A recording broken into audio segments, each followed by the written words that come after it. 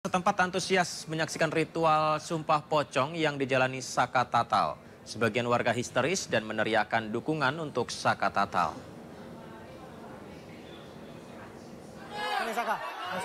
Warga antusias menyaksikan ritual sumpah pocong yang dijalani Saka Tatal di Padepokan Agung Amparan Jati. Sebagian warga histeris dan meneriakan dukungan untuk Saka Tatal, pemirsa. Padepokan Agung Amparan Jati yang menjadi lokasi sumpah pocong penuh sesak oleh warga yang ingin melihat secara langsung Saka Tatal melakukan prosesi sumpah pocong. Pengacara Saka yakni Titin Priyalianti mengaku tidak menyangka soal keberanian Saka Tatal menjalani ritual sumpah pocong untuk membuktikan bahwa dirinya tidak bersalah.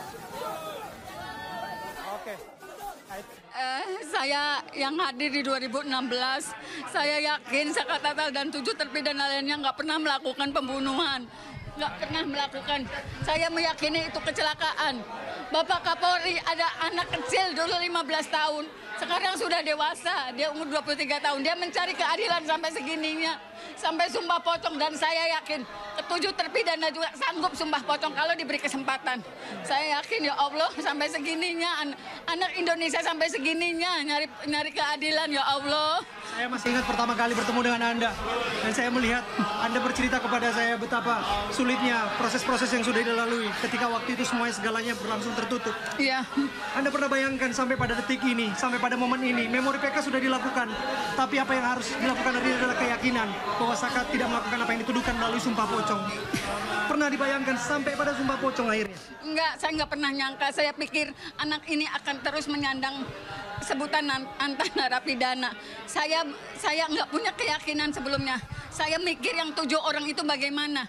Dia tidak pernah melakukan perbuatan yang dituduhkan. Saya punya keyakinan itu. Sekarang ada anak yang sampai melakukan sumpah pocong. Saya yakin yang 7 orang kalau diberi kesempatan akan yakin sama melakukan hal yang sama. Mereka siap melakukan itu? Saya yakin akan siap melakukannya karena saya yakin bukan mereka pelaku pembunuhan dan pemerkosaan. Saya yakin ini insidennya adalah kecelakaan. Dari 2016 saya meyakini itu, walaupun saya diketawain, tapi saya yakin. Jadi kalau Saka pribadi yang katanya buat Ibnu Rudiana, tadi awalnya nantang, kenapa kok nggak hadir? Alasannya apa lagi? Jadi kalau Rudiana nggak hadir sih sebenarnya nggak apa-apa. Bagi Saka nggak jadi masalah. Ini kan Saka juga ingin membuktikan kebenarannya seperti apa. Ini luar biasa, pengacara Anda menangis sebelah kanan Anda, sebelah kiri Anda. Adikmu, kakakmu juga menangis di sini, abangmu juga.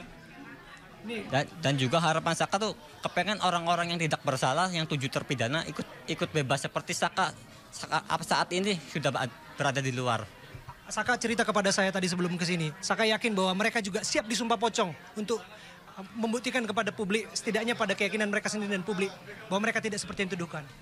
Pasti siap. Yakin mereka siap? Pasti siap. Kalau Saka bisa bicara, dan saya yakin juga informasi ini akan sampai ke hadapan mereka melalui tayangan televisi yang ada di lembaga pemasyarakatan dan dimanapun mereka berada. Apa yang ingin Saka sampaikan?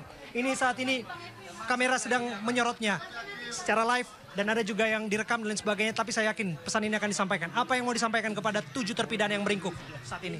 Jadi buat teman-teman Saka yang masih ada di penjara, di Lapas Bandung, kalau ada kesempatan gunakanlah sebaik-baiknya. Walaupun sulit dilewatinya, gimana caranya, insya Allah pasti bisa seperti Saka. Amin. Kalau ada orang-orang lain yang berkata enggak, udah tantangin aja sekalian sumpah pocong. Jadi Saka minta, jadi buat orang-orang yang masih di dalam, teman-teman Saka yang di dalam, harus kuat dan sabar, semoga ada waktunya. Amin. Ternyata apa yang disampaikan di sini juga berimplikasi terhadap tahanan yang ada di dalam ya, Bung Farah. Ya, karena perjuangan Saka ini orang yang dianggap merencanakan pembunuhan. Dianggap 1 kali memukul tapi pergi. Di peradilan anak hanya turut serta tapi utama sidang pertama. Sehingga menjerat semua, menjual semua tersangka semua. Itu yang kita lihat bahwa memang hakimnya waktu itu menganggap dia anak kecil, tapi terlalu galak, terlalu keras, bukannya melindungi perlindungan anak, tapi justru ada kezaliman terhadap anak. Begitu ya, kan?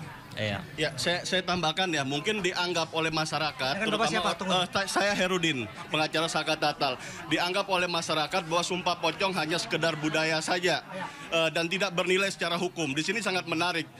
Perlu diingat, dalam konteks Islam ada namanya sumpah mubahala. Di pengadilan juga ada sumpah. Akan tetapi dalam konteks hukum, sumpah ini masuk dalam kategori living law, hukum yang hidup di masyarakat. Jadi ketika ada yang menjelaskan bahwa ini bukan konteks hukum, bukan hukum positif, saya anggap itu keliru. Karena ini berhubungan dengan hukum yang hidup dalam masyarakat.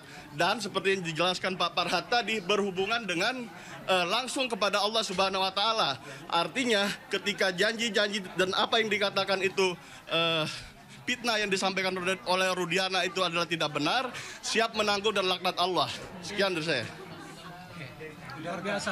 Saka, untuk terakhir secara pribadi setelah melalui ini semua, sudah lega atau apa yang dirasakan? Silakan disampaikan.